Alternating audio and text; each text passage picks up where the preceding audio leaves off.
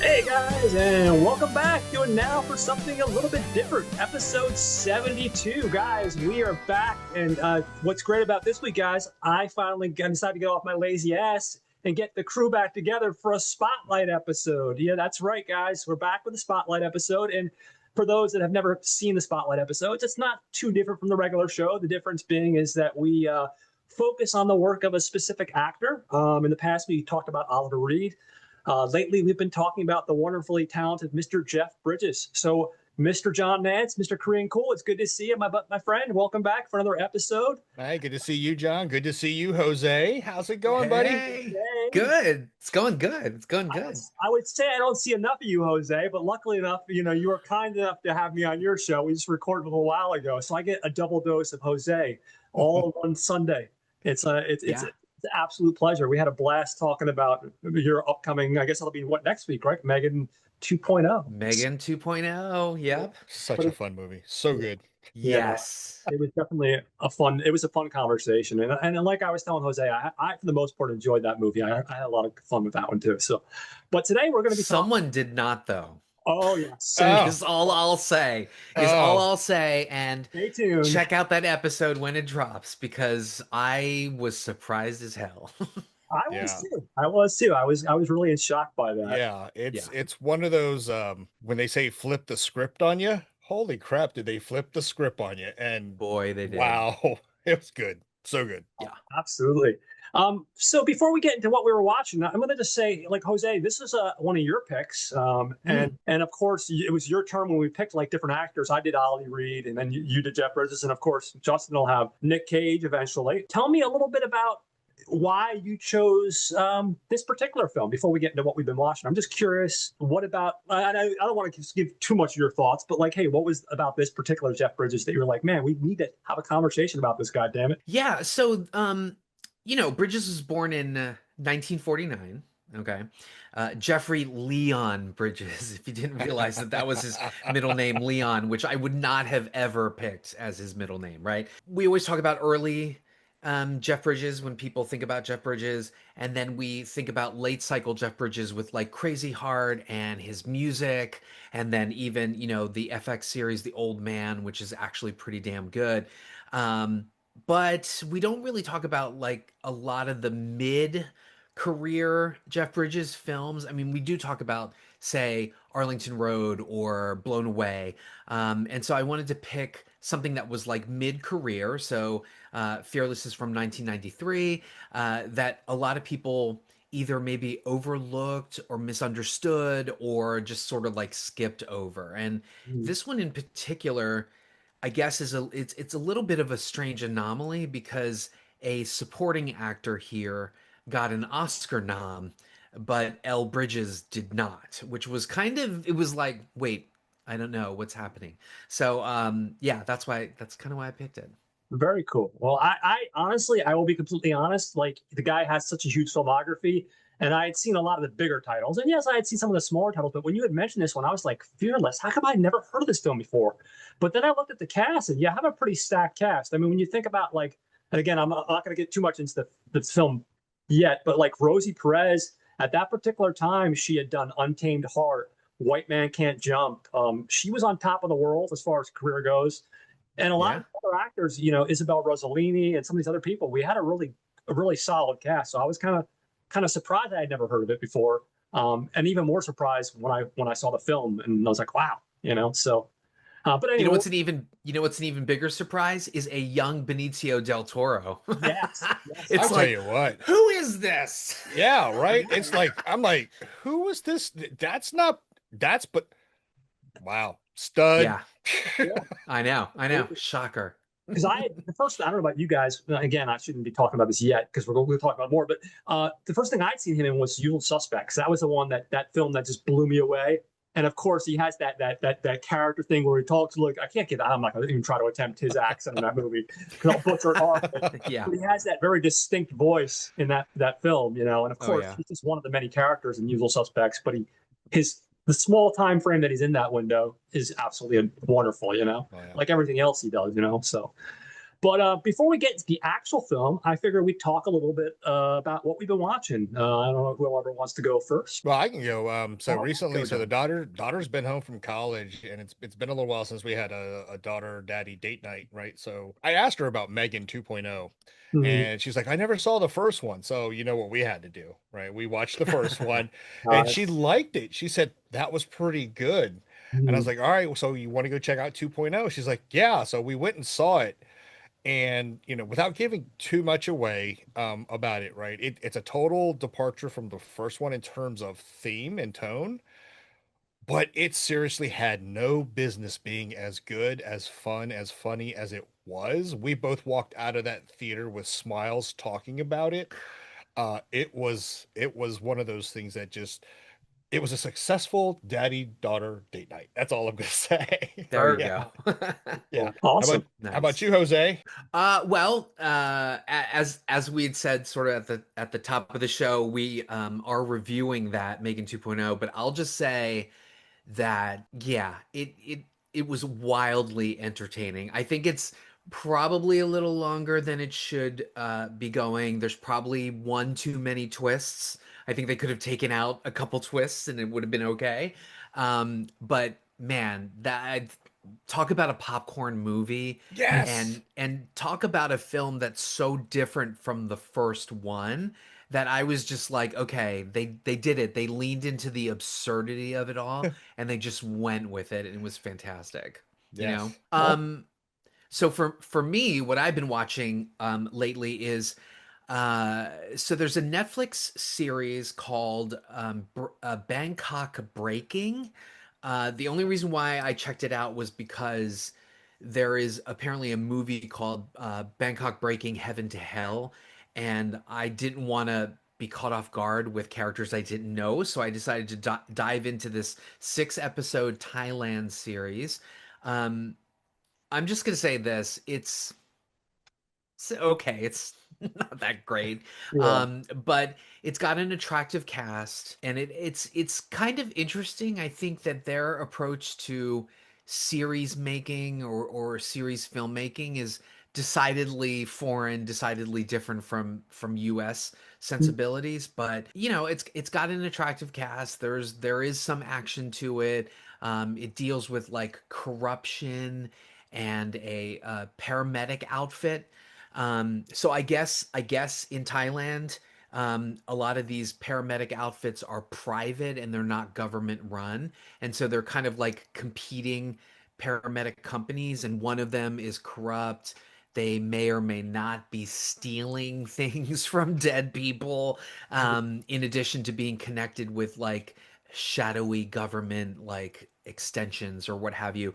There is a female character in here who, if you're familiar with like the Thai language, there's sort of like pitches and intonations or whatever. Hers was just super, super annoying to the point where I kept imitating her, and like my husband was like, "If you keep doing that, I'm just gonna shut this off." And I'm like, "That's what she sounds like to me." But it was. For what it was, it's okay. It's okay. The other series that I completed is on Prime and it's called Overcompensating. This one is a blast. It's created by actor Benito Skinner, who I'm gonna guess is maybe openly gay. If not, Oscars, baby, you're really doing it. But so the series is about a high school student who overcompensates. He Mhm. is dealing with the fact that he's homosexual, but he's been a valedictorian. He was like the top of the football class. Mhm. Speaking of gay, uh, but he, was valedictorian, all of this stuff, and he goes to college and he's like, okay, well, I'm gonna start my identity, my sexual identity, and he sort of chickens out and he befriends like this gorgeous Hispanic student who has this crazy horny roommate, and then they're trying to pledge like this fraternity, and the series kind of follows the a guy who's in this fraternity who's kind of douchey and comes from a silver spoon or whatever. But anyway, some of it is absurdist and funny. It's hysterical. You know, it's not very true to life. It's more of like a hyperbolic comedy thing, but it's actually really, really good. I can't wait till the second season. So that's those are the series I've watched. And then I want to say, what's the other movie I got to? Oh yeah, the live action How to Oh, Train Your Dragon. Uh, Um, so I know a lot of people sort of didn't like the changes to Lilo and Stitch, the live action Lilo and Stitch. Um, Whereas this one is pretty much just it's a blueprint of the animated film, but it does it really, really well, and the effects are really good. The lead actor, Mason Timms, he's really, really good. yeah. Um, he's probably going to be like a young Tom Holland or a Tom Cruise. He's in a Netflix sex comedy called Incoming, Oh, which I okay. happened to catch through the Netflix preview club, but it's like Superbad meets Porky's. And Oh, when we okay. think about like sex comedies nowadays, like if you think about No Hard Feelings, which was kind of like it's a sex comedy, but it's like an updated sex comedy. It's kind Yeah. of PC and feminist in some ways. This one is not. It's a throwback to like those sex comedies. So from the past. So if you're looking for something like that, Mason Timms is really, really good in it, and it's so funny. I hope there's a sequel. Awesome. But the live action How to Train Your Dragon, very good. I saw it in 3D, pretty awesome. Hits all the right heartfelt notes, and the female lead who's in it, who plays Astrid, Mhm. is Tandiwa Newton's daughter. oh, Oh, really? So yeah, she has a different last name. Nico Parker is what she goes by, but there's no mistaking it's Tandiwa Newton's daughter. They look the same. oh, that's Um, awesome. but That's but great. yeah, definitely catch that. Yeah. And Mason's breakout was with Ethan Hawke in The Black Phone, wasn't it? Yeah, yeah. Yes, that's right, and he's gonna come back for the sequel, I I think. know. So Yeah, I yeah, think so too. Yeah, I'm excited. That was another fantastic like thriller. That was pretty good. Black Phone was awesome. Yeah. Right. It was great Yeah. seeing Ethan Hawke pull off like the bad guy role. You know what I mean? You always think, Woof. whenever I think of Ethan Hawke, for some reason, I always think of 90s, before sunset, before sunrise. Like for some reason, Yes. that's the distinct like image I get when I think of Ethan Hawke. So to see him make like that juxtaposition from a film like that to this, it was yeah, no, it was good. Yeah, I'm looking I forward to it. think of I think of Explorers and Dead Yes. Poets Society. Yeah, yeah. Oh. Oh And my how gosh, about yeah. Reality Bites if you want to bring back the 90s? Oh my God, yes, With definitely. young, Now I feel young old. Steven Zahn, Winona Ryder, Woof. Ben Stiller, young Ben Stiller, there you go. Yeah, I didn't see too much, even though I should have seen a lot more. I've just been busy. So I did see a lot of Three Stooges because Columbia just released a Blu-ray, almost complete set of the Three Stooges. So I love Nice. humor. And yes, I love that screwball. I'm gonna, eye slapping, poke you in the, kind of exactly. That's my kind of thing. I was trying to provide the really bad, Three Stooges sound effects, and I realized I just don't have that ability. So, but, but I watched way too many episodes of Three Stooges. I actually found this movie last night on Tubi, and I had no idea who the director was until afterwards because I didn't even pay attention to it.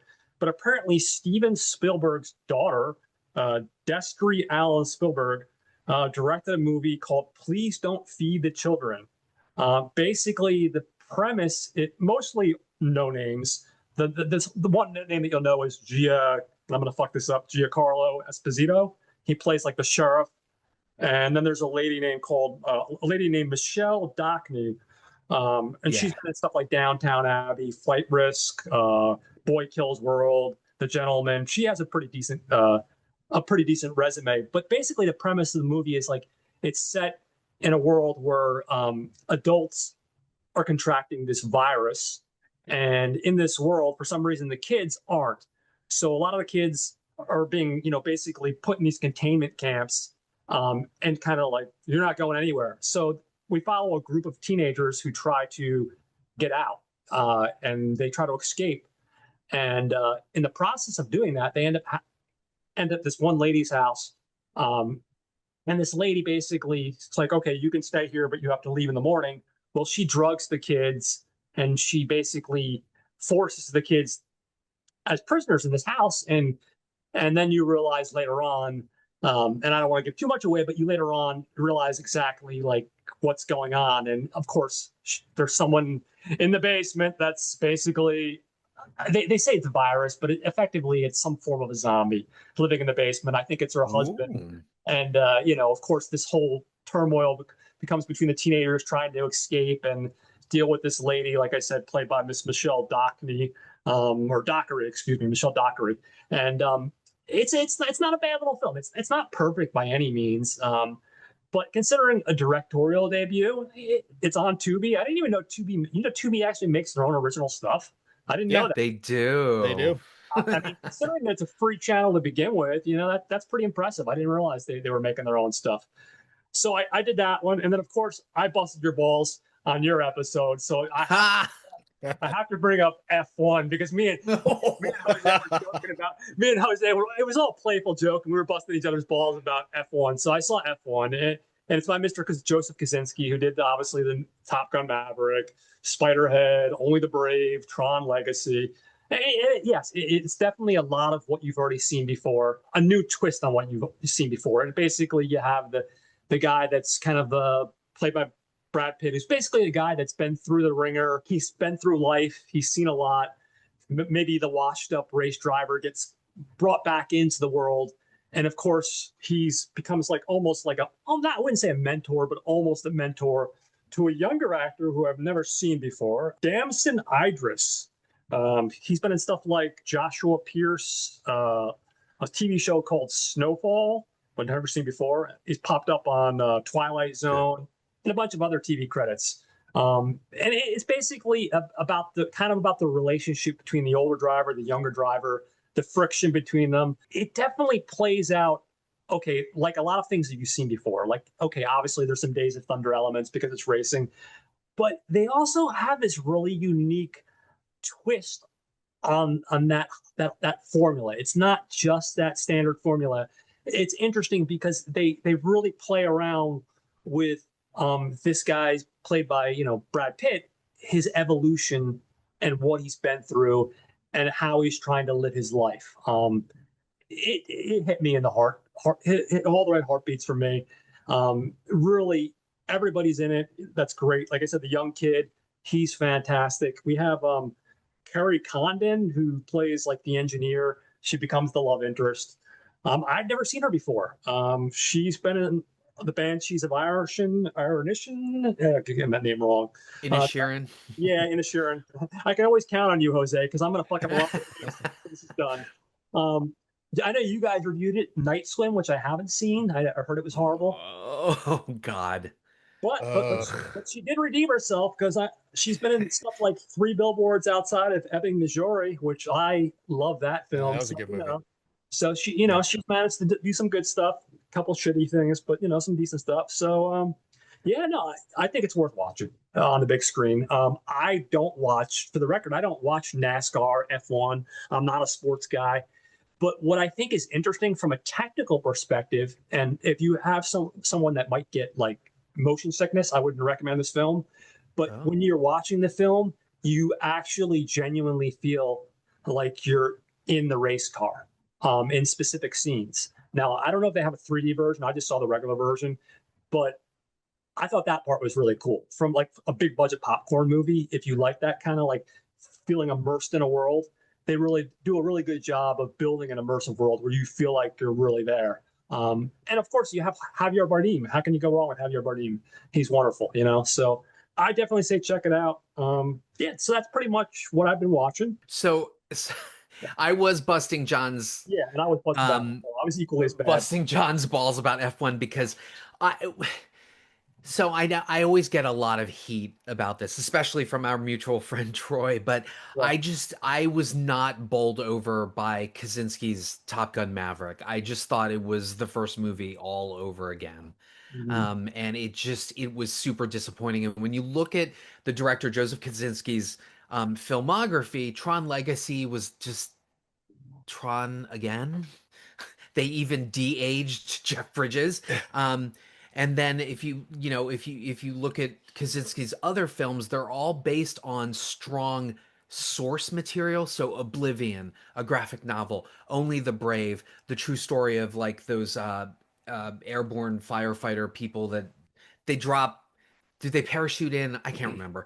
And so I'm just kind of like, he's kind of an untested talent. Spiderhead, that was from either a graphic novel or another source material. And so when I saw the trailers for this, it looked like Gran Turismo, right? Gran Turismo had it was a true story, but Archie Madekwa was the younger guy to David Harbour's older racer.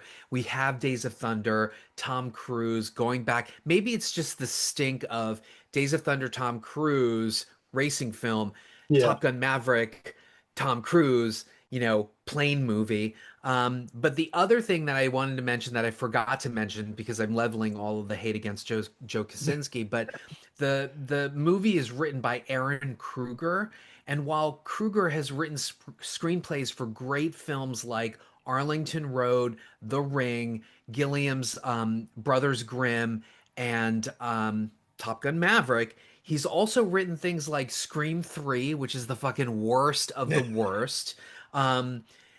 Rings, the sequel, Ring 2, which was not good. Transformers Revenge of the Fallen. Okay. So when I see Aaron Kruger, it's hit or miss, folks. Yeah, no, Um, I can respect that. so combine all of that, and I'm like, I don't know if I want to go. I completely respect that. So did F1 do we get to see uh Lightning McQueen and Mater? Ciao. Cars, exactly. I wish, man. I wish that would have been awesome. And you know that like anytime you bring up Troy with Tom Cruise, that's an uphill battle. We all I know you can't win. If there's anything negative, you just kind of get killed. It's like, how dare you say anything disparaging about Tom Cruise? And but it's Dead Reckoning Part 1 was a bomb. I thought you talked about it all the time. And it's also 2 hours and 35 minutes, and I realize that's a big commitment. But I do think if you have the time, and I know no one has enough time in the day, it's because of like the way they filmed it.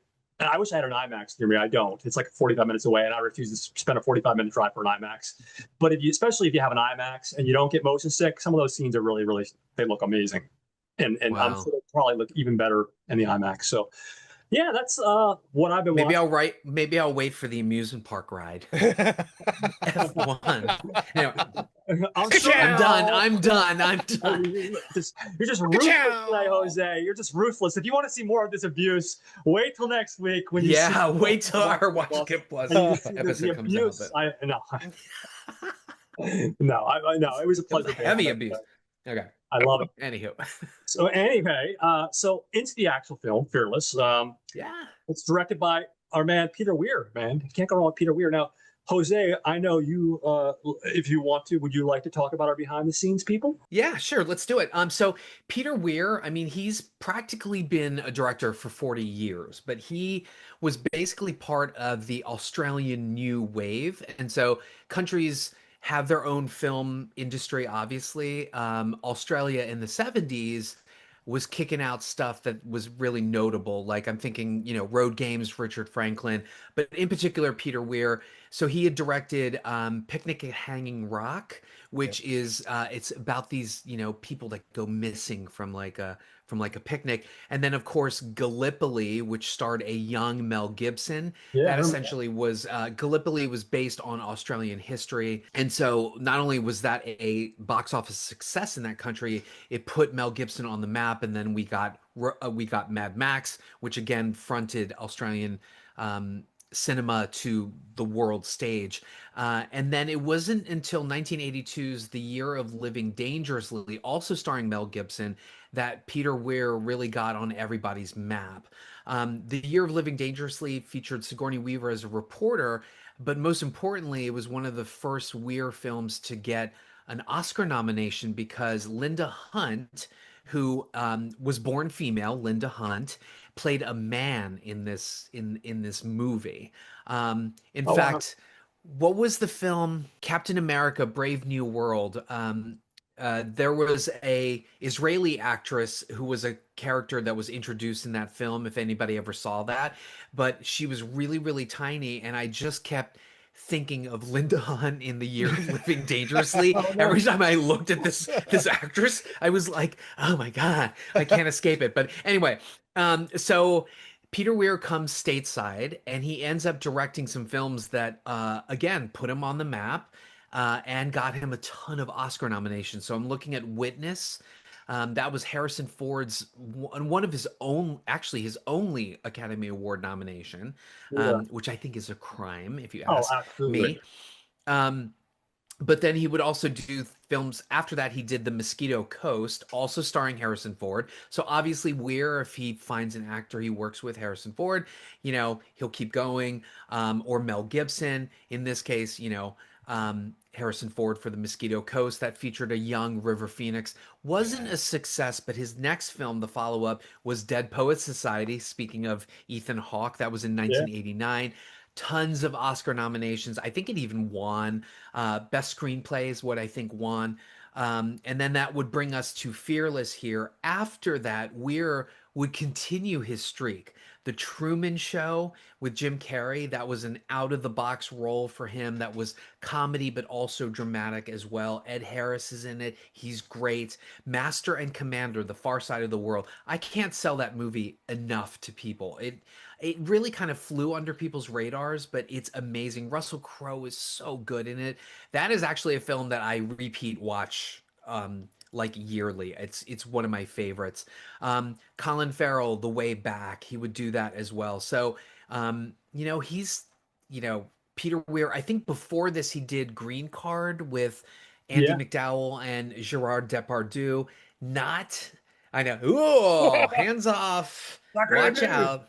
Watch out. Here comes Depardieu, everybody. Backs to the walls. Here he comes. No, I'm just kidding. I'm sorry. Let's not get us sued for Yeah, defamation. I know, But right? yeah, so I mean Peter Weir, he's absolutely awesome. Do you guys have any thoughts on Peter Weir? I mean, Well, that filmography, man. oh, you gotta love it, man. So I have a Master and Commander story. So I went to go see that. I was just coming off being single. I was working at this place. I got a date with this girl. She was way out of my league, but she was a knockout, right? She wasn't from this Yeah. country. We went to go see Master and Commander. I got about a half an hour, and she's like, "Oh, I'm sorry, but I can't do this movie. If you want, I'll sit out in the car and you can finish the movie. But this movie is too boring for me." And of course, because I'm a nice guy and I'm not an asshole, I should have took her up on the offer. But like, yeah, you go back to the car. I'm gonna finish watching the movie. But no, yeah, I wasn't a complete and total asshole. So of course I did that. And I was pissed because I was just getting engaged into that movie. And then afterwards, I ended up waiting to see that movie until it came out on DVD. And of course, that is an absolutely wonderful movie. I love Master and Commander, but Truman Show, man, you can't go wrong. Like you said, Mosquito Coast. That's another one Harrison Ford should have gotten a nomination for. I I'm know. happy he didn't. That Robbed. one, and of course, Witness. I'm glad that he did, even if he didn't win. He, definitely deserved a nomination. He's one of those guys. I guarantee he's going to get the lifetime. If they haven't given him a lifetime, but I'm sure they will. Like an But honorary Oscar. Yeah, yeah. he has to. Yeah. I mean, Sam Jackson's got one. He's got an honorary Yeah. Oscar, and I love Sam Jackson. But let's face it, how long has Sam Jackson been doing Sam Jackson and not a Right. role? Yeah, No. right. You know what I Yeah. mean? Like, Yeah. so. Oh But yeah. anyway, Peter Go Weir, ahead. he's one of those directors I put up. He's like one of, if not the best type of director that when you put him in front, behind a camera with a solid script, whether you want him to or not, he's going to pull emotion out of you, right? And I yeah, think Yeah. that's where his real success comes in that he knows how to, his auteur theory is there is some type of emotion that's getting ready to come out on the celluloid, and yeah, I'm going to bring that audience's emotion to the surface to really feel and understand and maybe do a little reflection on their lives. He was so good at, I mean, all the movies, Witness, Dead Poet Society. I saw that. I forgot who I was dating, but sat in there and I'm like, I know. I know. Don't cry in front of your yeah, date. Don't do it. exactly right. It's just, and the Truman Show. Who saw that one coming? I mean, Yeah. with like Drew, Nobody. nobody saw it coming. So Weir is just, he's a master of I consider him like a master of pulling that emotion out of his audience and really getting the audience, which is kind of sort of lacking nowadays, is invested in the story, in Mm, the Yeah. characters, so that when the movie's over, right, they're actually now a part of what they just saw. Yeah. yeah. He's hands down one of the best, if not the best, that does it. No, he definitely connects you to the characters, and like I think sometimes in modern audiences, I think not everyone, but I think there's a certain attitude like where like it's almost like you want to not be invested. Like the way the certain directors are making films, like I feel like it's like they don't want that. It's like you want that intimacy where you're like, man, like I feel like I was hit with some sort of emotional weight, and he definitely brings it, man. He's got those boxing gloves, and you definitely feel that. And it's obviously especially in this movie, but really all the movies. I haven't seen Yeah. everything done, but pretty much everything that I have seen, you're 100% spot on for sure. Definitely some good stuff. Our cinematographer is Alan Davio. I hope I'm saying that right. It might even be DeVoe because he Yeah. was born in New Orleans, Louisiana. But he will always be known for one little film called E.T. that he was the cinematographer for. Oh, yeah, there you go. Um, but DeVoe has had a very fruitful relationship with Steven Spielberg. So before that, he was actually the DP for Steven Spielberg's short. They both met like in film school, essentially. He would shoot Spielberg's Twilight Zone episode "Kick the Can," which is so cute. It's a beautiful episode. And then obviously they would collaborate on E.T. the Extraterrestrial. Later, he would shoot The Color Purple, Empire of the Sun for Steven Spielberg, and then Spielberg produced Harry and the Hendersons, which he also lensed. But he's also shot films for John Schlesinger, The Falcon and the Snowman, Barry Levinson, yay, Baltimore hometown, Avalon, Nice. as well as Bugsy for Barry Levinson. And then this is so weird to go from those films. Check out the last movies he was a DP for. Congo in 95, Wow. The Astronaut's Wife in 99, featuring an early role by Charlize Theron opposite Johnny Depp. Yeah. Not an entirely successful film. And then Stephen Sommers' Van Helsing. So yeah, I'm gonna do a John and be like, what? What? We went from The Color Purple and Empire of the Sun to The Astronaut's Wife. Anyway, great. Ciao. Yeah, exactly. Exactly. But great cinematographer. Yeah. Any thoughts, you guys? No, I mean you can't go wrong with that resume, and like you pointed out, those last three films, you have to question why with the previous filmography, why he didn't just hold out because you figured he still would have picked up a paycheck for something of Yeah. a much more prestigious film or a much more high caliber quality film. Right. So it Because does beg the Yeah. question. Yeah. yeah, and I mean, Yeah. like you said, from that, top shelf to Rail. ciao Rail Congo. drinks. Yeah, it's like, okay, guy, okay, I see you, Yeah. but No, I mean, Do you, Alan? no, I mean, But well, I imagine Congo was because that was from Amblin Entertainment, which is Spielberg's studio. And honestly, as bad as The Astronaut's Wife is, I actually own that film because the visuals are really good. So, yeah. he it might be lesser stuff, He went from Broadway to summer theaters, summer stock, but it's okay. It's okay.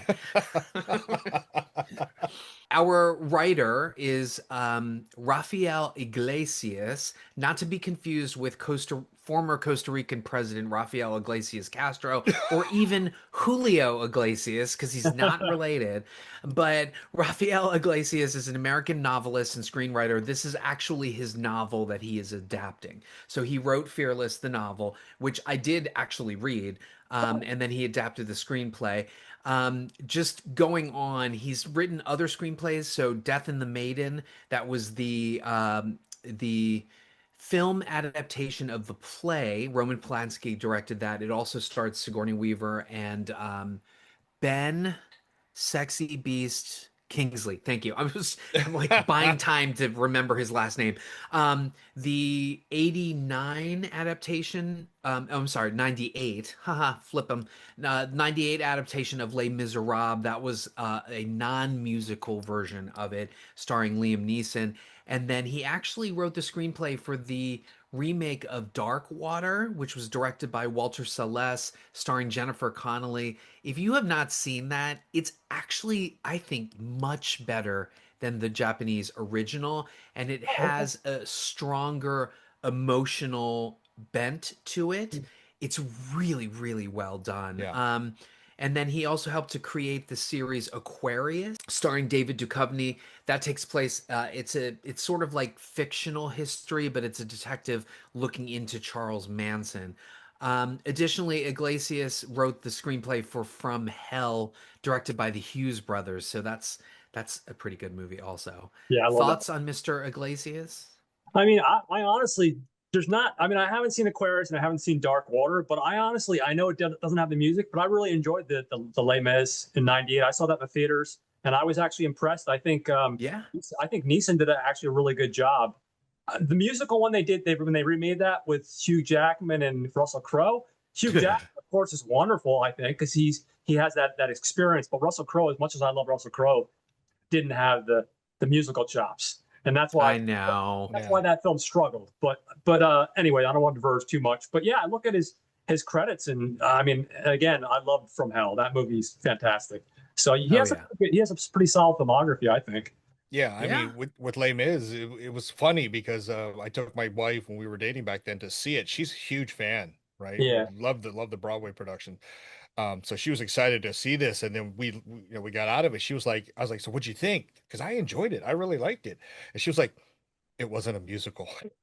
Oh, yeah, I I was know. expecting she was expecting the experience all over again, but she Yeah. didn't. And Jose's exactly right. You're number one. Jennifer Connelly signed me up. She's my Oh future yeah. ex-wife.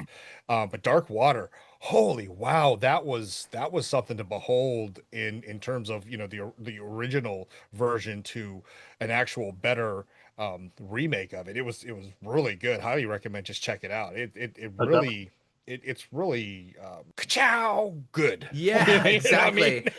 Exactly. And what's Exactly. interesting is it's so cool because usually when you think about remakes, it's not like we want to be judgmental here, but usually it doesn't transition that well. Usually we hear the other story when they take something that's a beloved like foreign property and they translate it to the American version. In most cases, not all, but not because I don't want to generalize, but a lot of cases it doesn't translate, and people are like, "Oh man, here Yeah. goes another fucking Hollywood studio throwing money at a beloved like Japanese film," and Right. you end up getting something that's like I think Troy and Brad talked about it. The Old Boy remake, not horrible, but Yeah. in comparison to the original, you know what I mean? Yeah. Like it's Yeah. just some of the sauce, the secret sauce isn't there. Yeah, absolutely. I call them companion pieces. So, if you think about there was that, I think it was Turkish. I might be wrong about that, but Let the Right One In, the Oh yeah, vampire Oh one, yeah. and then the American one by Matt Reeves, Let Me In. They make good companion pieces because even though it's a remake, it's a different vision while still retaining some of the Yeah. power of the original. Yeah. And I feel the same way about Old Boy and the Old Boy remake. And then the other companion that I think about when I think about Dark Water and Dark Water is The Ring, the original, and then Aaron Kruger's adaptation of The Ring. yeah. Right. It just took what was strong about the original and made it better. It's a good companion piece. So Yeah. Yeah. Well, I'm looking Agreed. forward to it. I definitely that's a recommendation from both of you guys, so I'm gonna definitely check that one out for sure. And last, our music is by Maurice Jarre.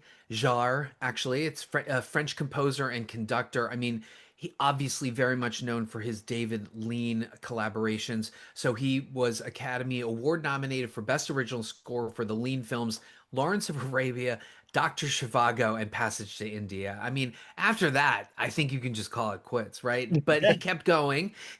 He kept going, and he scored films like Witness, Gorillas in the Mist, Ghost, Dead Poets Society, Fatal Attraction, and he's worked with directors like Alfred Hitchcock, Elia Kazan, John Huston, Luchino Visconti and John Frankenheimer. So Maurice Jarre, so awesome. That's awesome.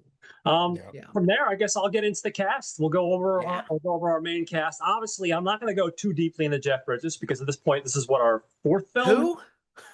Exactly. I'll touch on some of the big ones, and of course, there's a million that I'll probably have missed. But we all know Jeff Bridges. Born in L.A., he's the son of famous actor Lloyd Bridges. Movies early on in his career, people know him for Fat City, Bad Company, Thunderbolt and Lightfoot, Winter Kills, which we talked about, Heaven's Gate, Tron, Last Unicorn, Starman, of course, 8 Million Ways to Die, which we also talked about. Yep. The Fisher King, Big Lebowski is a huge cult movie that everybody loves. I know you you talked endlessly about The Old Man on Hulu, which I still have to watch, but because I've heard very good things about that. Jose, I know you said good. many good things. You seen it too?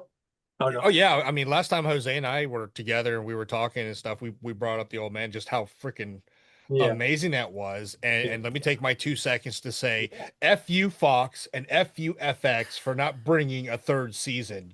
You guys had a freaking amazing gold mine, because it is one of those shows. I mean, you love Jeff Bridges, right? Yeah. He's amazing. And you look at the show and you're like, you give it the side eye, like, I'm gonna check it out. After that first episode, holy crap, I am hooked. And then after 2 seasons, FX, Fox do what they do best, and that's screw the pooch with a great series. Oh, but no. if you have not seen it, so I think the issue is that COVID hit it in terms of the production, and then obviously Jeff had cancer and he beat it. But yeah, it just was a victim of timing in some ways, and so it's done. There's only the 2 seasons, but they're solid. so Check good. it out. Seriously, solid. So Check it good. out. And the guy that plays the young Jeff Bridges, that actor has been on my radar for some time, and to see him really kicking it out and landing a home run with it, so good. So good. Yeah, he's oh god, what's his name? Oh, I can't It's remember Bill, his name. Bill Heck. Bill Heck. Yes. Okay. Bill, Heck. what the heck? Bill Heck, he's so good. Yeah. Yeah. Well, thankfully his last name is Heck and not Fuck. And then imagine, hey Bill, what the I know, right? Mr. Fuck. Exactly. And look at my business card, Mr. Fuck. I don't mess around. or his full name, and then the tagline would be, "This guy fucks," from Silicon Valley. Hey man, this guy fucks. Anyway. Moving on, playing his wife in the film, we have the lovely Miss Isabella Rossellini, playing the role of Laura Klein. Now, a little bit about her. She's originally from Italy, the daughter of Ingrid Bergman. I didn't know this. Ingrid Bergman and Roberto Rossellini. So talk about royalty for family. I haven't seen a ton of stuff by her, but obviously I know her status. Stuff like Blue Velvet in '86, of course. Recently, I picked up, because they had a sale, Tough Guys Don't Dance, because you got to have Tough Guys Don't Dance. Vinegar Syndrome had that on sale. Stuff like Cousins, Wild at Heart, Wyatt Earp, Roger Dodger. That's a good movie no one talks about. Enemy, the movie Joy that came out in 2015 with Jennifer Lawrence. And I didn't realize this, but in Conclave, she was nominated for an Oscar for her role in Conclave, which came out in 2024. And she also did another movie in 2024, which I haven't seen, called Spaceman. Looks interesting, though. So it's wait, is that the? I don't know. Is that the Netflix one with Adam Sandler? I don't know. Maybe because I haven't seen it, so I'm not sure. I think you're right. I wrote it down just because it was some of her more recent work. That and Conclave. Can I just tell you? It is. Can I just tell you? I misread her character's name. It's Commissioner Tuma, but I read it as Commissioner Tuna. Okay, so if you have not seen Spaceman, you need to. So if you're one of the people that watched 28 years later, got to the end and was like, what the fuck? That Spaceman is definitely a what the fuck movie. But please see it. It's so interesting. So interesting. But fun fact about Isabella Rossellini, she appeared in the Madonna erotica video Ooh. to promote her sex Madonna's sex book or whatever. Oh my But she gosh. also has done comedy. She was on 30 Rock as Okay. That's right. Alec Baldwin's ex-wife. Oh, I didn't realize It's that. I've never amazing. watched 30 Rock, and everyone says I Oh, should, so I I love probably have 30 to get Rock. around to Yeah. that one. Moving on, we have Rosie Perez playing the role of Carla Rodrigo. Now, this is a film she was actually nominated for an Oscar for. And so it's interesting, at this time, I think she really came to rise in like originally late 80s. She popped up and Do the Right Thing. Do the Right Thing. I can make words today. Um, I didn't know this, some TV stuff. She popped up in Living Color, Yeah. one episode. She was she was a dancer and Yeah. choreographer. Yeah. And then 21 Jump Street. Of course, White Man Can't Jump, Untamed Heart, film I love, Lewis and Frank, The Dead Don't Die, uh, Oh, The Flight Attendant, which I haven't seen, but it looks pretty fun. That's an HBO one. That's more recent. And then she's done some animated stuff. Apparently, she's popped up on Netflix for Big Mouth, and then another animated show they have called Grimsburg. So, Yeah. but I think she really had like a period in time. I mean, not to take away from her work at all, but there was a period in time, like especially in the '90s, where she popped up all over the place, and she was one of those people that, like, at a certain point, she still made stuff, but not quite as much stuff. And I was always kind of disappointed, just because she has such a personality that whenever she pops up in something, she just brings that wonderful personality of hers. No matter what it is, whether it's a supporting role or a main role, and in this particular film, which we'll get into later on, she gives a really um, a performance that I didn't expect from her, because Yeah. I just expected a specific type of performance, like the kind of performance you get from like A White Man Can't Jump or some of these other films where you see a certain type of Rosie Perez, and then in this film it's a completely different version, a different performance, which I thought was really interesting. So yeah. She's Well, she's the one of those. I'm sorry. Go ahead. Go ahead, oh, Jose. well, I was just gonna say the one thing that doesn't change about her is her Brooklyn accent, which is so yeah, Oh, signature for her, I right? know. yeah, And it's funny you mentioned that because, like I said, she's one of those actresses that like you said, she was all over the place in the early '90s, and then you kind of forgot about her. And it wasn't until wife and I watched The Dead Don't Die with Bill Murray and Adam Driver that all of a sudden there she is on the newscaster, and then Jose, what you said, like, what happened to her accent? Where did it go? I Right, was like, holy right. cow, it was really good to see her there. Yeah, absolutely. She's one of those faces that um I think to she didn't get the credit that she deserved is yeah. what I always Yeah. felt. No, absolutely. She's always been surprising. I mean, listen, I'm not gonna lie, that her dancing in the beginning of Do the Right Thing, Uh, like I must have watched that clip over and over and memorized the choreographer. I mean, she was so powerful just in that opening and her dancing that I was like, you know what? I'm just gonna follow this girl. And she's, her, like, you were right. She was like in everything, but like I think we just don't give her enough credit, like John was No. saying, like Nance was saying, basically, that, like, it could happen to you. She's so good in oh that. Do you yes. remember that was about like the Yes. lottery ticket? And then Yeah, Yes. in the third act, she comes out and she's got the breast job or whatever. Like it was just so she was so good in that. And then Pineapple Express, she's Oh in my that. And then goodness. I know people hated it, but she's so good in Birds of Prey, the emancipation of one Harley Quinn, which yeah, I know people don't like the DCEU, but I loved her. I loved her in that. And so it's so good to see her career and then her resurgence and then even the animated work the voiceover work that she's doing. yeah. She's so good. No, Yeah, she's still a stunner too. I mean, holy cow, she's still just so beautiful and just Yeah. so talented. I'm hoping that she has a lot more stuff coming because she needs that resurgence to really keep going because such a diverse range that not a lot of actresses could have. I think Jose, you and Mike were talking about it in the Materialist, right? It's like, why does she always sound like this when she's acting? It's like nothing really happens. What is going on? Ka-chow. But you bring Right. Rosie Perez in, and it's just you get whatever range you need from that point in that scene. Oh, she brings it. She brings it, and she brings it in such a way that it's always, to me, it was like always memorable. Yeah, no, You know what I definitely, mean? absolutely. But it feels real too. Exactly.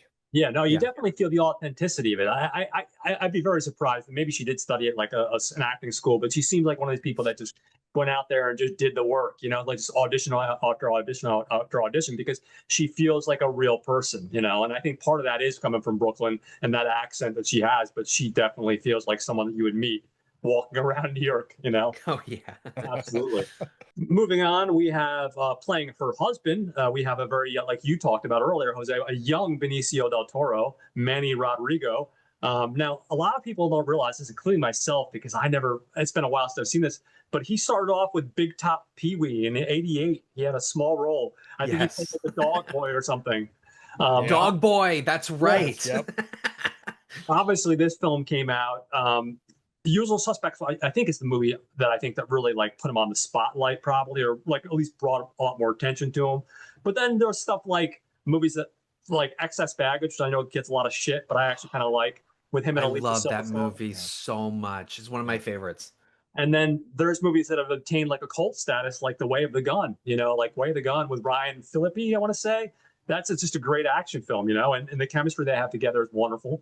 Then we talk about stuff like Traffic in 2000 and Oh, like Sin City, 21 Grams, The Wolfman, even though it was a failure. I still like The Wolfman. Not the best werewolf movie out there, but, I still enjoy it. Sicario. And then more recently, I guess he was in the new Wes Anderson, The Phoenician Scheme. Oh, Was the that? yeah, that's Phoenician right. scheme. Yeah. Yeah, the Phoenician scheme. But don't forget in 21, there was a direct to Max Steven Soderbergh he was in, No Sudden Move. Oh, okay. So good. Nice. So good. Mm. I'll You have to got check to it check that one out. out. Very cool. Definitely. Next, playing Max, his business partner. He's only in the movie briefly. We've got an actor named Johnny Delancey, and he's been mostly in a ton of television, like Twilight Zone, MacGyver, Murder She Wrote, Taking Care of Business. He pops up in The Fisher King, Multiplicity, Star Trek, the new Picard television show that's on Paramount. Q. He played Yeah, That's the Q. only role you need to remember. He I is know. Q. He is Q, but that's how everybody knows him. But Delancey, he's such a character actor. He's in everything, everything. Yeah. I used to confuse him with Bronson Pinchot because they kind of have like the same like nose profile, but like whatever. It is what it is. But yeah, all you need to know is Q. Yeah. you're a Star Trek Q. fan. That you're going to remember that. He's memorable in that role for sure. Next, we have an actress named Deirdre O'Connell, who's playing Jeff's widow. She's been in stuff like Brain Dead in 1990. So there we go. We got a nice cult classic for you. Straight Talk, Cool World, City of Angels, Hearts in Atlantis. And more recently, she was in The Penguin, the HBO Max show that came out. So she has an interesting little filmography. We have John Turturro, who's playing the psychologist, Dr. Bill Perlman. Now, John Turturro, he's one of those guys. I don't know about you guys, but every time I see John Turturro, he lights up the screen because Oh he yeah. just has so many great performances.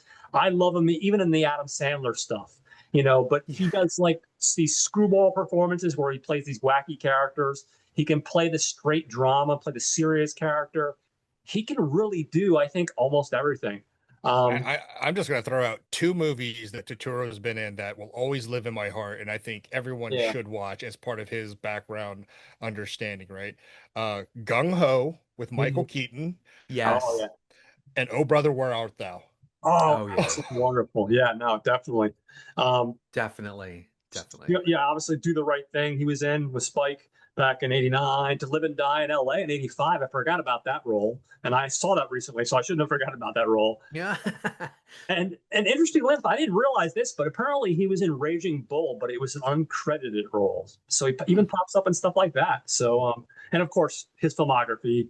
I could go on and on, like Miller's Crossing, Barton Fink, Big Lebowski, clockers. You know, there's a million different things. And apparently, this television show that everyone talks about, which I haven't seen yet, have either of you guys seen Severance? I hear it's supposed to be really good. No, I haven't. No. I don't have Apple Yeah, TV. I don't have it, but yeah, me Yeah, neither. I've it's heard on good my things. wish list. one last thing. Yeah, of I will course. say this. I don't know that I needed to see him in the Transformers movies in IMAX whipping his pants off and wearing like bikini underwear, but you know, it is what it is, right? I mean, And what did he have on there? Like the Super 7? I'm like, wait, is that who he's working for? Or is that yeah, I what is he talking about? Exactly. You're But certainly you not know, going to he's the complain only now. right. I think he's the only actor who can actually do that and survive it, Yeah, right? I mean, absolutely. Normally, at this point, I would turn things over to our wonderful friend Justin, because Justin has this magical ability to take a film and break it down, plot synopsis, and usually a sentence or two. Because our poor friend cannot make it today, I am taking on Yeah. that burden. And I'm not going to do it nearly as wonderful as Justin, because I found out at the last minute. And I'm not going to lie, I cheated and just kind of Googled the plot synopsis. So got it. I'm going to be forthcoming with that. But the general plot synopsis is: when Max Klein, played by Jeff Bridges, survives a plane crash that kills many others, his last minute epiphanies bring him a sense of invulnerability, leading to a radical behavior. Instead of contacting his wife after the crash, he sets off on a trip to see his old girlfriend, eats food he was allergic to previously, and is strangely unafraid to fly again. Can a psychologist played by John Turturro and fellow guilt-ridden survivor played by Rosie Perez help him bring him back down to earth? And that's a very basic plot synopsis, not nearly as charming as Justin's, but it Can gets me. I? I'm gonna take a shot at what Justin would have done. Two plane survivors help each other navigate the coping process, their personal lives, and help each other take off. That is wonderful, and especially Okay, considering. so you guys both. So here's my take, right? Man picking corn in a cornfield finds two kids and a plane crash. Not realizing that he should feel bad, he helps people. And that's definitely Kung Fu style with strawberry pancakes. I think we did it, Ka-chow! Justin. We did Ka-chow! it. Congratulations! It's like you were never you were here the whole time. Exactly, Spirit. exactly. Good stuff. Let's get into it, guys. I know you. Yeah. This is one of the films that you adore. Obviously, the plot synopsis, we do a little things different than the normal format of the regular show. Let's get into let's get into the actual script and break down what we actually thought about everything. You know, I think this thing is absolutely wonderful. I thank you, Jose, for picking this film, because it really is. I think it's a really good choice. And I was telling John, I'm not going to lie, when we were getting ready to do it back in May, and then I had to take some time off from the channel. And the first time I watched it, it's not that I didn't appreciate it, but I didn't quite connect everything. And then I saw it twice this week. And I don't know, it's like I watched a completely different film, because I just felt like everything just kind of hit home. Like everything these characters were going through, the impact emotionally, the stuff that they're dealing with, it's just like, wow, I just got slammed. And it's such an interesting film. And it's there's so many emotional heartbeats in this film, like, this guy, his plane crashes, and he's just a regular guy living his life. And all of a sudden, it's like, as the title implies, he's fearless. All of a sudden, he's doing things that he never would do before, like eating strawberries that he was deathly allergic to. Just living life to the fullest, taking taking things by the reins and just riding free. And then we're introduced to Rosie Perez's character, who's managed to survive too, but unfortunately the juxtaposition to that is, unfortunately, she's having a much harder time, and understandably so. We find out that her 2-year-old son, unfortunately, died in this plane crash, and then we get this whole thing about these characters coming together and trying to kind of get through this whole thing, the other side, and trying to come to terms with the trauma and the grief. And they're both dealing with it in their own way, but they find each other and they connect. And it's not like any kind of romantic connection, but just this really strong friendship and how they manage to deal with it. And obviously, this is just a very basic. There's a whole lot more to it, but I'm going to stop at this point and I'm going to get you guys your individual thoughts, like up to this point. That's just like the very beginning of the film. What do you guys think? Like we get past that. What, the first 15-20 minutes, we get this plane crash. We get all the right off the get go. We're introduced to Jeff Bridges, and he's had this totally different change on life. His whole outlook on life is completely changed. We're introduced to Rosie Perez, and you see what she's going through, and you're like just floored by both of it. And then obviously they come together. But I guess the question I'm trying to ask you guys is, what do you think in these early stages of watching the film when you're watching the film? What are you thinking? What is your thought process? And Well, if I may, yeah, of course. so I did see this in the theater Oh, you when it did. was, Nice. yeah, when it was released. I think it was back then. It was at it was a place called Jumper Holes. It was $1 to go see a movie because it and why not, right? Jumper Oh yeah. holes. Yeah, yeah, Jumper's Hole Road. Yeah, ka-chow. Wow. And I hadn't given this movie a second watch for one reason, right? As much as I love the movie, I actually hate the movie in the sense of, man, so many life experiences that I had growing up. Just a little bit of reveal. Like when I was a toddler in Korea, apparently I fell out of a window between two buildings and got stuck. I lived. Oh my God. Oh my god. Um, Wow. when my dad was first sergeant at the MP of the MPs in Korea, I would escape the house and I would run. I don't remember the exact mileage or kilometers, but it was in between rice paddies, to which if I had fallen over, I would have drowned and died. I've Mm. almost been in several hunting accidents where, where you hear the bullets whiz by. Yeah, I've been in that situation. So there's been a My lot gosh. where I ask myself sometimes, why am I still here? I should not be here with some of the stuff. Mm, And so there was a connection to that film even back then that kind of came back and even more prescient. You know, rest those souls, the June 12th air disaster in India, mm, where Yeah. there was one survivor, right? And just not as I'm watching, trying to think, is there a parallel between what that guy might be going through, right? Because yes, there's things that I'm watching this and I understand Jeff Bridges' character, right? He's at a point where he thinks he's afraid, but he doesn't have to be afraid. But then kind of realizing that, what?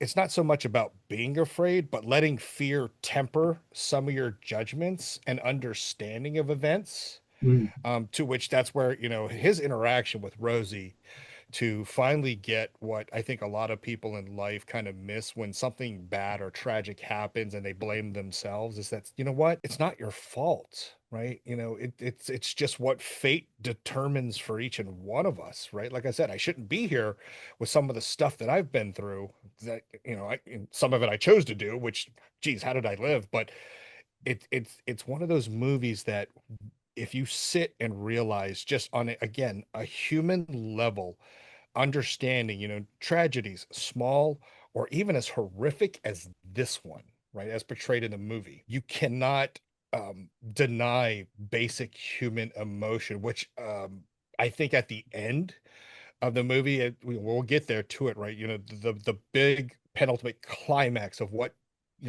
Bridges' character feels and finally lets out, right? I think is genius about this whole movie because again, human nature, we're humans and there are just certain basic things that we can't keep things bottled up. We can't, allow things to erode our emotional or mental state. We can't be alone. So there's things that we have to accept and acknowledge and do for others, right? Help others understand those things because you can live your life in fear and experience pretty much nothing. Or again, live free of fear and risk everything, or again, what I always, try to teach my kids and help folks with is understand it's okay to be afraid, because that's going to keep you thinking and keeping your head on a swivel, whether you're making a decision, whatever it is, right? Let fear guide you, but don't let it dominate you. Is basically what I came away with. Yeah. And that's what I always kind of hated about this film, because as much as I'm watching it, and it's beautiful. It's a beautifully shot movie, right? The light scenes, and then the scenes that are just in the dark, right? And it just Yeah. conveys the human emotions being portrayed through those scenes. And it's in such a natural way. It was just gorgeous to see, wow, human nature brought to life. And again, as I said earlier, we're making you, whether you wanted to or not, making you go back and look at your life and do a little introspection to Mhm. say, wow, either I was a fool because I was too scared to do this, or man, I was really stupid and I should not have done that, right? Bottom line, I love this movie and I hate this movie at the same time, but it's such a wonderful movie. Especially again with the recent events of June 12th. It's just wow, you because you never know, right? Each day is got kind of a surprise waiting to happen. You just always hope it's a good surprise. Oh, absolutely. No, for sure. And what about you, Jose? What are you thinking at this point when you're watching the film? Actually, I'm I'm wondering if there's something about Asian culture where I kind of grew up the same way in some Yeah. ways. You know what I mean? Like just doing crazy things and kind of being like, oh my God, how am I still here? But also just unfortunately letting fear guide a lot of choices and I mean even now like I'm 50 even now, I don't. Sometimes fear does drive some of my decisions, but it's what you do with the fear, right? Or you acknowledge that it's there, and then you let it guide you, or you let it teach you something. Um, because I think there's such an emphasis on we have to be perfect and get it right. Yeah. And there's this fear that you're not going to do that, but the fact of the matter is that's how we learn as human beings, is we make mistakes, and it's okay to make a mistake, right? Even unfortunately, even if it's catastrophic, you'll still learn from it. But this particular film, one of the reasons why I also chose it is because the first time I saw it, just like Horgan, because there's two Johns, just like Horgan, I watched it and I was like, I don't know that this is a good Jeff Bridges performance. But then the more I watched it, what I love about this film is that yes, it was released in 93, but it's 70s filmmaking through and through. Because even though the answers are there and they'll tell you, a lot of what the characters go through, it's not spelled out in some ways. And so, like a lot of 70s films, things just kind of happen and it feels like you're just meandering through these people's lives and there's no structure. But that's what I love about 70s filmmaking, right? And it's all on display here. And I think that was why a lot of people misunderstood this film when it came out, because sure, you have this incident where they survived the plane crash and they're coping. And ostensibly on the surface, you can look at the film as sort of a study in how people address grief. So not only just Jeff Bridges and Rosie Perez, but also the other characters. So Rosie Perez's husband, Jeff Bridges' wife, the lawyer. You have to think about, why do they keep bringing back this lawyer? Because some people focus on grief that way. How much money can I get from this incident that I went through? And what's interesting about the film is you watch Jeff Bridges doing these things. So immediately he comes out and he's like, "Oh, I wasn't on the plane." And you're Yeah. like, "Wait, why? Why would you do that?" Right? And then he leaves the scene and he goes and meets somebody he went to high school with, who I think had a crush on or something. And then it's kind of like, wait, and then he gets called the Good Samaritan, and then he hooks up with Rosie Perez, and he's fearless and he's teaching her to be fearless too, but it's kind of like, wait a minute, that doesn't work for everybody. Where is this going to go? Um, but again, on the surface, it looks like it can be this grief study, how people handle it. But what I think is really, really great is not only does his character become fearless and is trying to show other people to become fearless, um, his character's actual arc isn't that he's been enlightened or changed and become fearless from this plane thing. It's that he doesn't know how to reintegrate that into his marriage and his Exactly. relationship with his son, because Exactly. he's changed so much from this experience, but he doesn't know how to reintegrate. And it isn't until that last act, which is very confusing. I'm going to tell you, I still don't understand why he's able to eat the strawberries and not have what happens, John, because I know we'll get to that later, I guess. But at this point, you know, it's that 70s sort of like filmmaking that I love, where it just allows the audience to grow with the characters and get emotional with the characters. And there are some scenes between Rosie Perez and her husband, Rosie Perez and Jeff Bridges, and then later in the film, this support group where Totoro is there, that are just so raw Yes. emotionally, Yes. um, that I love that the screenplay does it all simply and really puts it out there versus trying to make it some sort of like murky, dramatic kind of thing or whatever. Like that that support scene with the waitress, or not the waitress, the stewardess, and then how it kind of goes south. Yeah. Like that's some good stuff, right? Yeah. John, or Horgan, I'm interested. What are your thoughts on it so far, like up until Yeah, that point? like I said, on the second viewing, I took a lot more from it. That, like I said, I didn't. Not that I disliked the first viewing, but that, yeah, no, absolutely. When I'm watching up to this point, I'm trying to like I said, I'm not like the smartest guy on the block, but I'm by no means an idiot. I'm processing things here. I'm trying to watch the film. I'm like all these questions are popping up. Like, why is he behaving this way? Like Right. like how does this sane person, and I've done a lot of dumb shit in my youth, and probably even dumber shit as I get older. But even so, like how does a person like get walk out from a plane crash, and his first thought is to go visit an ex girlfriend or a friend who would, and a girl that clearly still likes him, and not even like stay in touch, call his wife and say, hey, I managed to survive this plane crash. Like, what's going on with this thought process?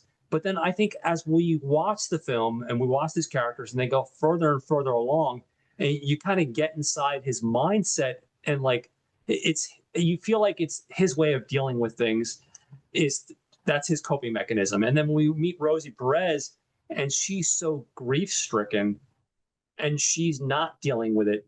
But like I said, we get this connection between these two because they've both been through it. They're just dealing with it in different ways.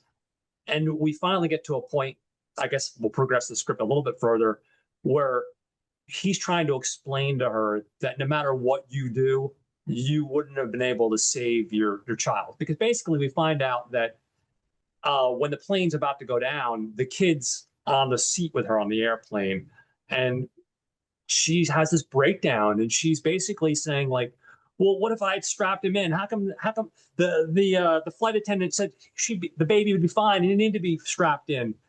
But he's telling her like it doesn't matter. Like, this plane is going. I don't know what planes go, but I'm not a science guy. But we'll just say the plane's going 200 or 300 miles per hour. It's several feet up in the air and it's crashed into a plummet. He's trying to explain to her no matter what would have happened, that more than likely the kid would have been unfortunately passed away. Yeah. It's sheer luck that you managed to not pass away. And then we get to this, as again pushing the script further a little bit. We get to this climatic scene where he basically gets in the car with her. He says, "Buckle up," and he crashes into something just to prove a point that, like I think was it? I think, remind me if I'm mistaken, guys. Here, I think they're both not buckled up, right? When they have the car Well, No, accident. they're so buckled Oh, up. so what happens is, and it's what's interesting about the screenplay, because it's very different from the novel, is that we start with the aftermath of the plane crash, but then we get flashbacks of what's happening as the plane is crashing. And Yes. so the stewardess had said to her, because the seatbelt wasn't working for her child. And so the stewardess was kind of like, well, listen, our instructions would have been for you to hold the child anyway. And Yeah. then she sort of says, just hold on to him and he's going to be fine. He's going to be fine. Later in the film, as she grows closer to Jeff Bridges, she makes this confession and she says that she thought the plane was going to land. And so when it did land, she took her hands away from the baby. Okay. That's the part. That's And then it hit the ground, and then that's when the baby died. And then in the support group, um, Rosie Perez is there, and there's again, it's sort of a study of how people deal with grief. So in the support group, there's a guy who's like, I'm not getting anything out of this. I'm just gonna leave and go to work. And Totoro's like, oh, you must really be, into your work. And then there's a woman who stands up and says, I'm gonna leave. Why are you gonna leave? Well, my son was there. And I just wanted to get a feeling of how he died or whatever. And then some people kind of come forward to comfort her, but then it turns out that their information is wrong as well. I don't know why I just giggled. I'm sorry. And then the stewardess stands up after Rosie Perez is like, none of this is helping, and I'm still grief stricken, and I feel guilty or whatever. The stewardess comes up and she says, I came here specifically because I wanted to see you and see that you were safe and this and that. And that's when Rosie Perez is like, what are you talking about? Like, you told me everything was going to be fine.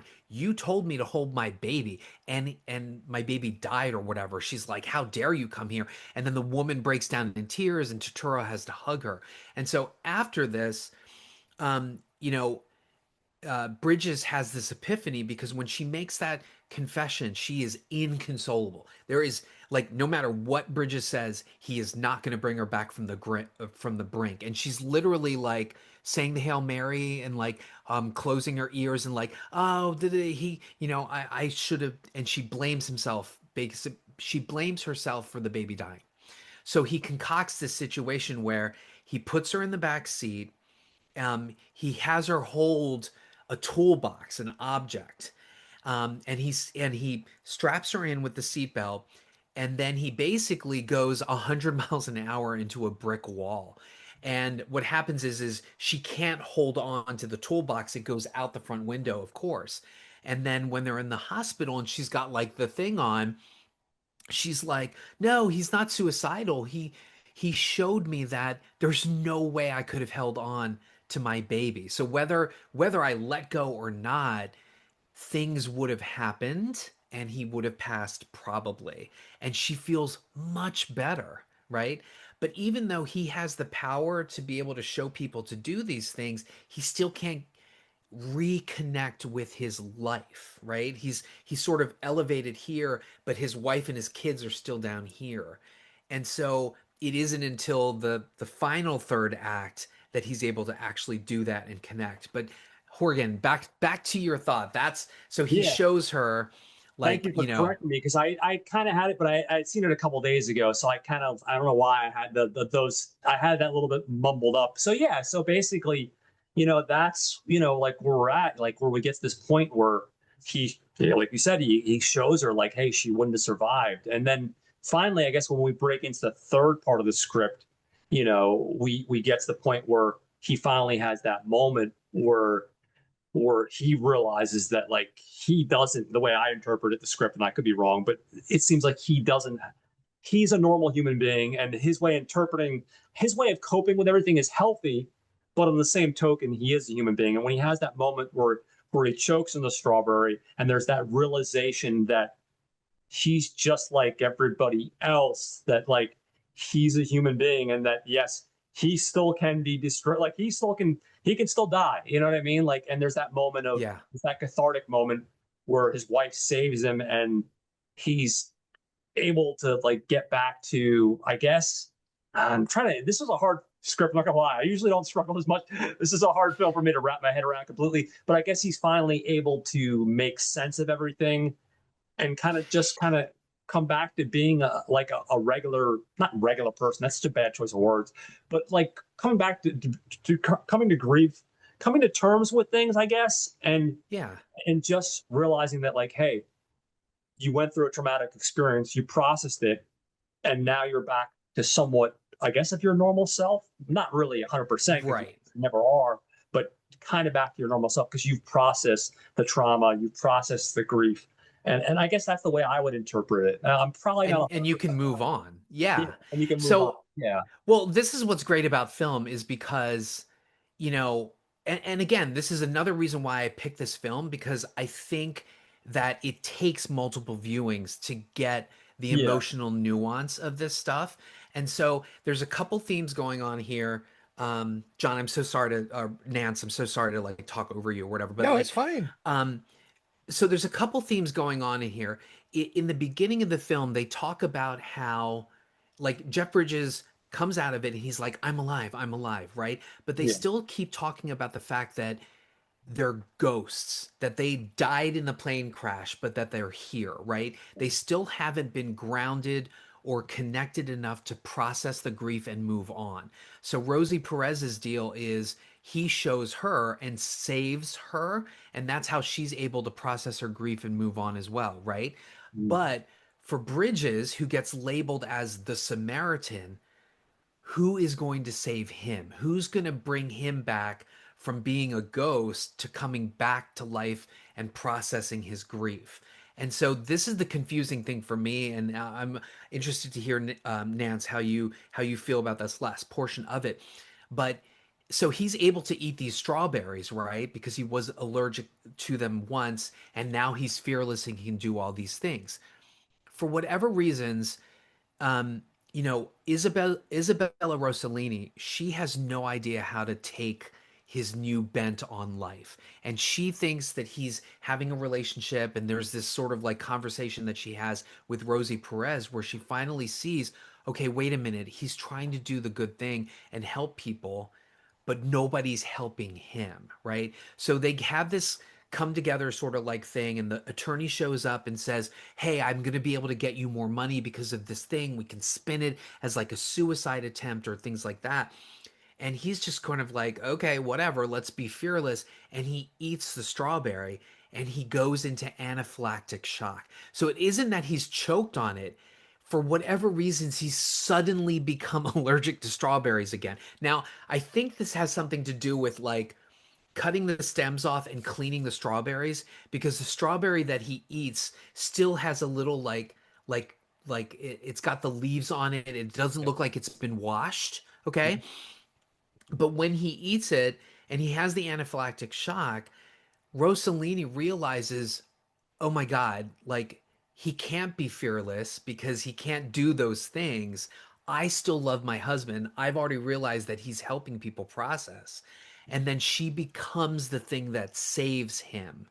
And so right before that scene, he's saying, save me. He's saying to his wife, bring me back, recognize me, see me, don't let me be this ghost.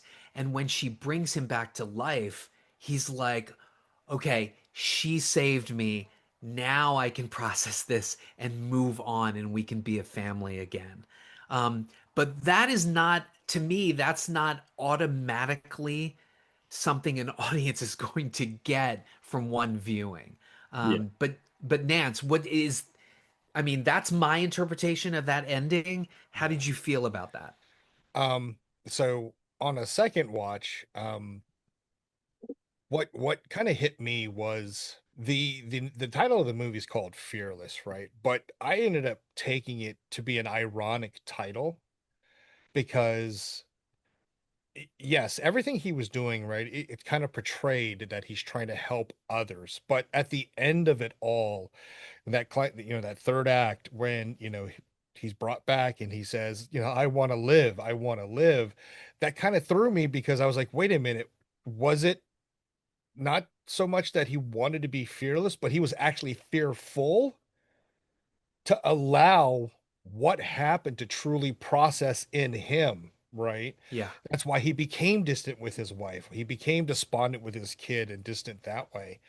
Um, it was so ironic in a lot of ways to see that because that third chapter too, like you said, there's flashbacks throughout the scene, but it's not until that point, and I think you're right. Number one, fresh quote fresh fruit wrapped up in plastic in a basket. Who knows how long it's been? It could have been anything that caused that reaction.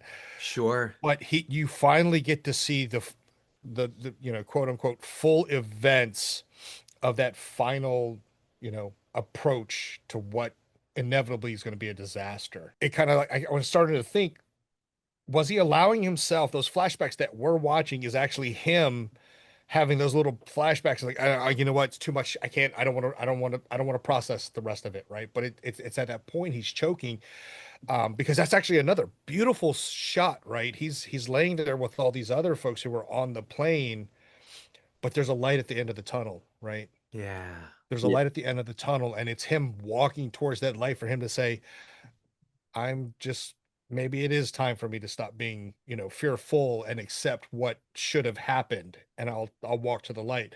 But to exactly as you said, Jose, I think him hearing his wife call to him finally said, you know what? No, I'm not ready. I have to go back, which again, this outburst of emotion when he finally comes up and is hugging her and he's Ah, laying there and you hear him say, I want to live. You didn't hear that up to this point, right? It was just him, ironically, trying to help others deal with their grief without him fully dealing with his. There was also some, dueling idioms with him, right? With the lawyer, like you said. I think you're exactly right, Jose, right? That therapy scene, so powerful. You had different angles of how people tried to deal with grief, right? I want to make sure you're safe, but no, my baby's dead. Breaks down. She's not all right. That's my fault. I want to know how my son died. That's pretty much any parent, or even those who have lifelong pets, if their pets are missing, they want to know what happens, right? yeah. They need that closure. But the lawyer, to Benicio's character, I lost if I had a lifelong pet or I had a like 2-year old and I lost them, my first thoughts are not, well, they said How I could much get a couple money? million. Right. No, I'm sorry. Screw that money. I want my kid back. And up to that point, the lawyer, in trying to help his partner, you come to find out one of the passengers was his partner. They want him to kind of like stretch the truth a little bit.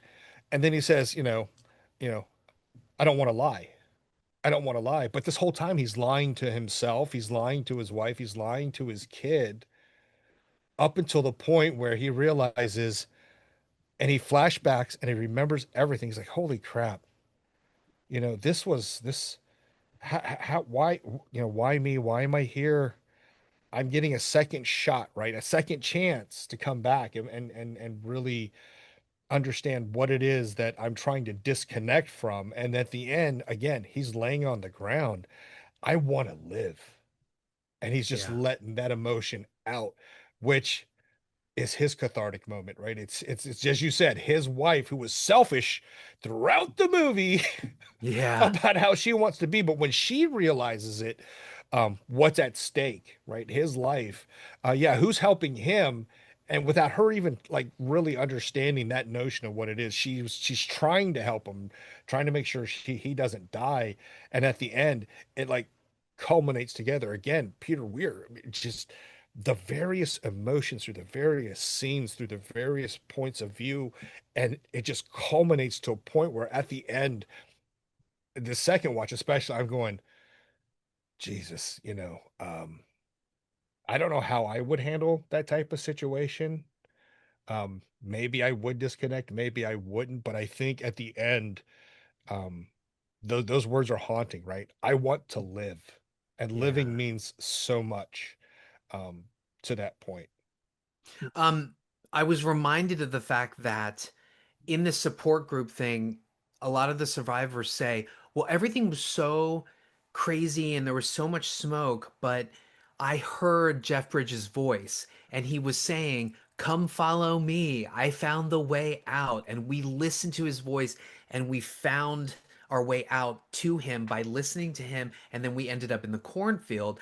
And so that sort of dovetails with the ending where she's the one, follow my voice, come back, listen Yes, to Yeah. me, Oh, yes, and that was then wakes up. And so she effectively saves him. She's Jeff Bridges to his crash because he's not processing the grief and the trauma and everything. He thinks it's one thing. I'm going to help people and I'm fearless. But then, that's she saves him and he reconnects and he processes. Also, that is the wettest what do you call it? The breathing thing. That was the wettest CPR close-ups I think I've ever Oh my seen. God. It's I was like, who? Maybe well, she. I mean, I gotta tell you, if I'm doing CPR in a film scene with Jeff Bridges, it's probably gonna get wet like that too. But I was I just like, mean, who? I'm not gonna lie. I saw that mouth action. She was just like, oh, I was And then like, like the spittle, and I I'm was like, like, wow, she's I'm like, getting in there. well, we get a little bit more insight to what's going on. Um, but Bring yeah, him back, girl. right. And Uh, I think, and I'll just finish, this little part with this, the complexities and nuances of human experience, trauma, grief, support. It's so complex. Jose, I yeah. believe you're exactly right, right? A lot of that is just over people's heads, right? They just want to sit there and just see what's going on Or without. be told. Yes, exactly, or be told exactly right. Because again, it's so complex, and I guarantee that if we decided to watch this again, there's even more stuff that we could pull out of it. That's just how complex it is, and I think is also the genius of it too, because humans, man, we are such fickle, complex creatures. Yeah, man. No, I mean, I think you guys have both summed it up really well. You really hit the nail on the head with that ending, and a lot of what you said makes sense because here I am two times watching it, and I'm still like trying to process it fully and comprehend everything because obviously you get like the basis ending and you get the schematics, but there's so much more going on. It's one of those movies that's really multi-layered. It reminds me of last year, Jose, when we talked about the Oliver Reed film, the one that you picked, Women in Love. It's Yeah. an Oliver Reed film that we talked about, and it was by Ken Russell. And again, it was one of those movies where there's so much going on, and there was so much to process that you get it on like a base level. But I'll be perfectly honest with you, I struggled to completely comprehend everything. And this is I had a similar feeling in the sense that like I'm obviously able to process the idea of what's happening in this script in this movie that we're watching, but there's so much going on. There's so many things that I definitely missed just by listening to you guys talk, little things, and I'm like, wow, and it makes me just want to go back and watch it again. You know what I mean? Which is, Yeah. I think, the sign of a really a good film. If you walk away from a film and you feel like you're missing something, and you're like, man, I'm missing. I feel like I'm missing something, but I want to go back because I feel like I enjoy what I watched, but I feel like there's some stuff there that I want to really just kind of really dive into. I think that's a pretty good sign. You know what I mean? Either that or just points at my inability to fully comprehend a film. Oh, stop, I stop. know. Um, One or the other. actually, one last note on this, actually. Um, the book Mm. opens with the crash. Um, it opens with the crash, and you immediately get the sense that the Max character is in fact neurotic and fearful. But that's not how the screenplay is written. And Mm. so, in fact, it kind of makes it leaves you guessing a little bit. Was he really on the plane when he says that? Whereas in the book, we start with him, we know he's neurotic, and then it becomes this weird thing where it's like, why are you driving away? Why are you driving to go meet that a crush of yours? By the way, he sleeps with that woman in the Oh, book. okay. You didn't see it here. I thought for sure they were going to pivot back in the hotel room and you would Oh, see her in there, but that's not what happened. And so the book is a little different, but what I love is that the author himself took a different cinematic approach to it and made mhm. it even stronger. So yeah, it's if you want revisit or if you want read the book, but it's radically different from the movie in some ways. Now, how Yeah. about just for curiosity, for those that are too lazy to read, uh, is the ending?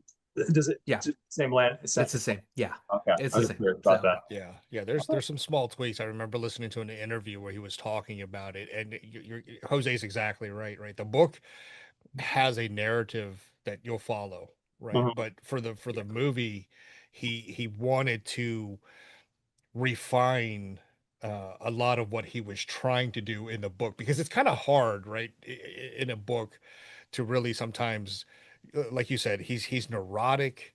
Was he really just picking corn? Was he on the plane?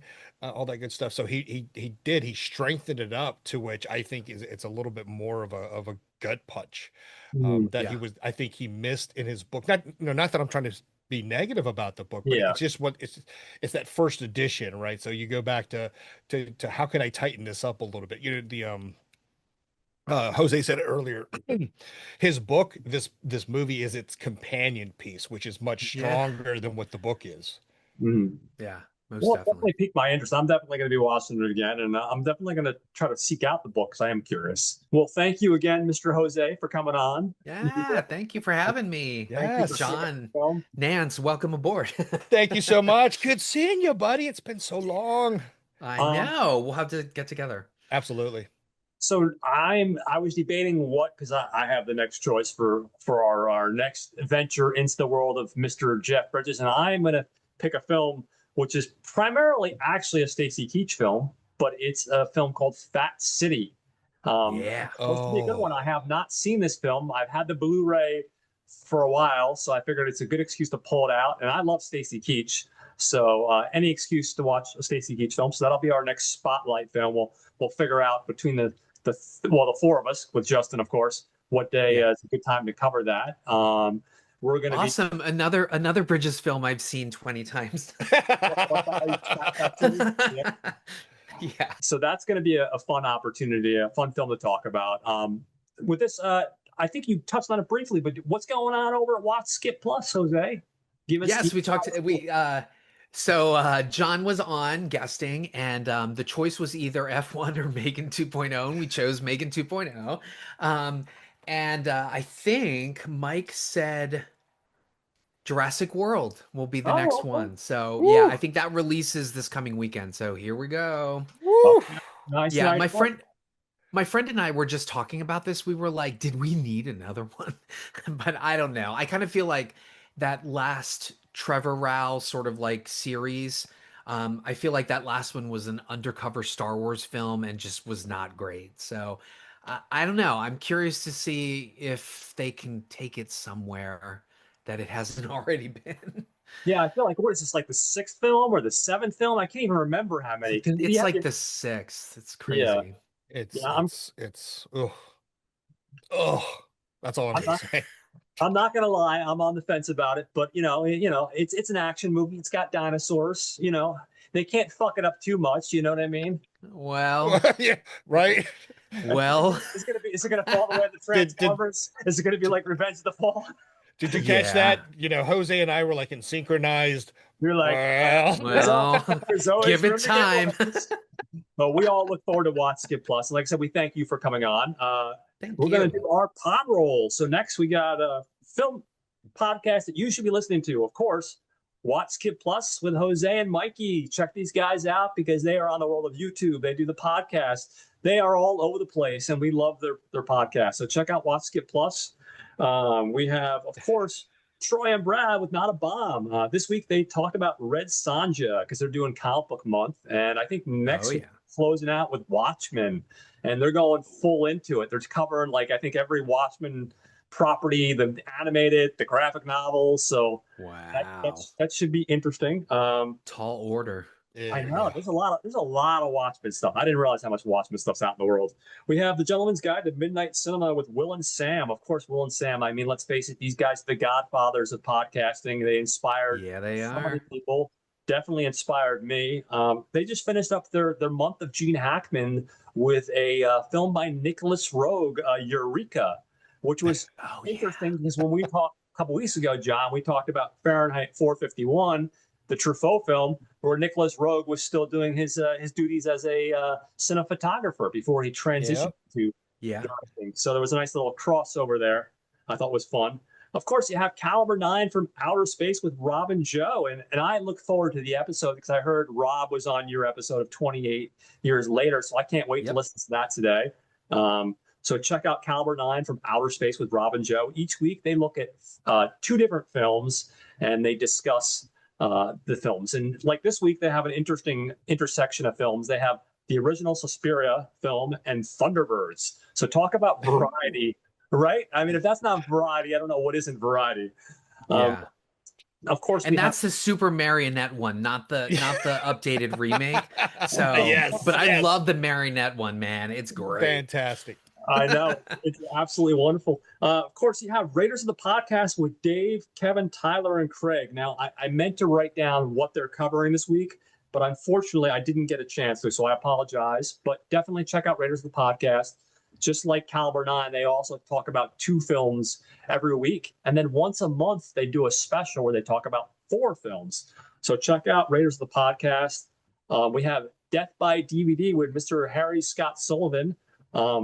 Harry is great because he gives you interviews, he gives you podcasts, he does trailer dumps, I call them, where he talks about like a bunch of like different like types of, he releases a bunch of different trailers, like horror trailers, like films that you haven't seen, more obscure films.